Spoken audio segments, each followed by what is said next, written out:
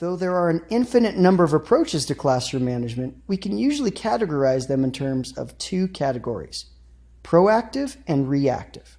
Proactive classroom management is all about the behind-the-scenes or invisible moves and maneuvering employed by teachers to stop misbehavior before it starts. For example, establishing rules and procedures and favorable teacher-student relationships. Reactive classroom management is more about disciplinary interventions, which are certainly necessary because we cannot plan for every potential off-task or disruptive occurrence. That's why both of these elements are necessary. So at a glance, here are some examples of proactive and reactive classroom management approaches. Some proactive measures that teachers must take include establishing rules and procedures, building favorable teacher-student relationships, managing of content, such as the classroom space, the materials, equipment needed by students, the ability of students and teachers to move safely around the room, as well as design and delivery of content. There's also management of covenant. In other words, a safe environment that includes social dynamics and interpersonal relationships.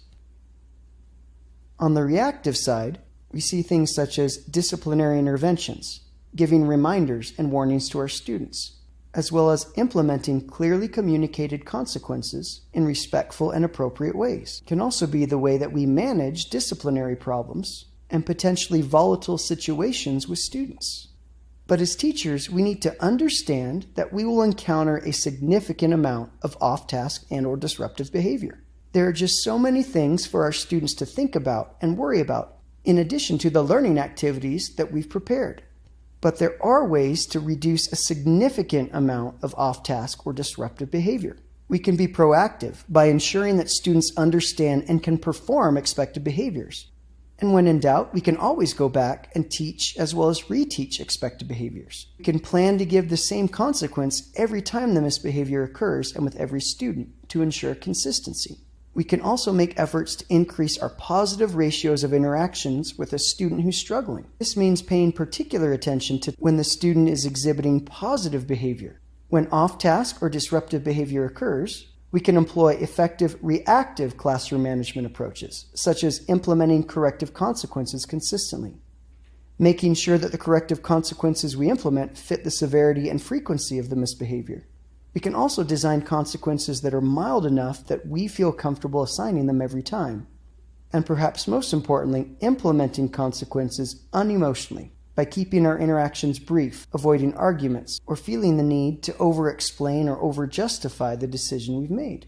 Now, when we look at the Danielson Framework for Teaching, 3 elements of classroom management are emphasized: communicating clear expectations to our students, monitoring student behavior, and responding to student behavior in a way that's appropriate and respectful.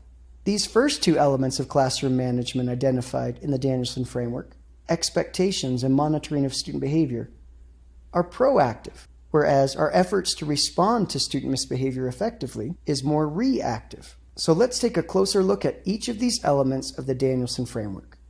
First, expectations. It needs to be clear either from what the teacher says or by inference from students that expectations for conduct have been established and that they're being implemented. So, as a practicum student, student teacher, or as a newer teacher, I need to become familiar with the school's code of conduct. I need to utilize clearly stated classroom expectations that are iterative of the school's rules and expectations that can serve as guidelines to help my students in decision making, as well as serve as gentle reminders. I might start off the school year with a reminder of the school rules. You know, students, in our class and school, we always strive to be positive and uplifting to others. Communicating these clear expectations early on lay the foundation for helping students engage in good decision making and allow us to remind them of these rules should problems occur. The Danielson Framework also addresses the need for us to monitor student behavior.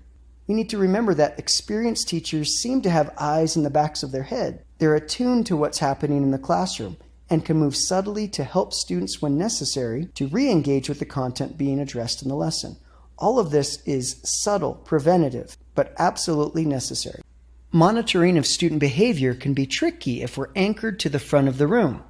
That's why it's important to move and monitor in a way that allows you to remain in tune with what's going on around you.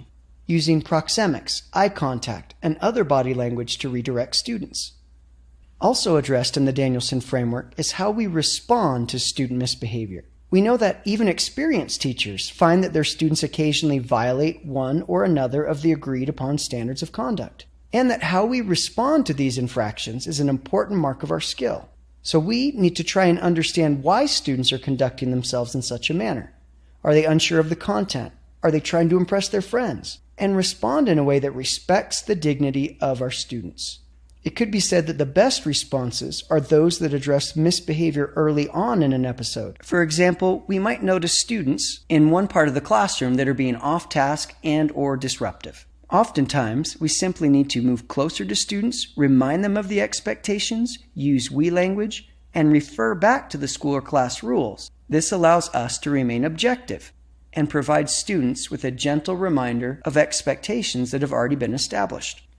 Then we simply continue with instruction, often staying just a bit closer to the students who needed a little bit of a reminder of the rules and expectations. Now, if the off-task or disruptive behavior persists, we could just try moving closer to students again, reminding them of the same expectations, but this time remind students of what a previously established or logical consequence will be if the behavior persists. Then we return to instruction, staying close to the students that we visited with.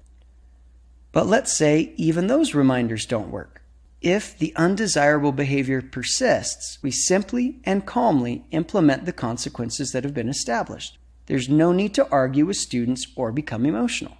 We could say something like, earlier we talked about the need for each of us to be on task when there's work to be done. So just like we talked about, let's pick up our stuff and let's move to a place where we can better focus. Then we simply resume instruction.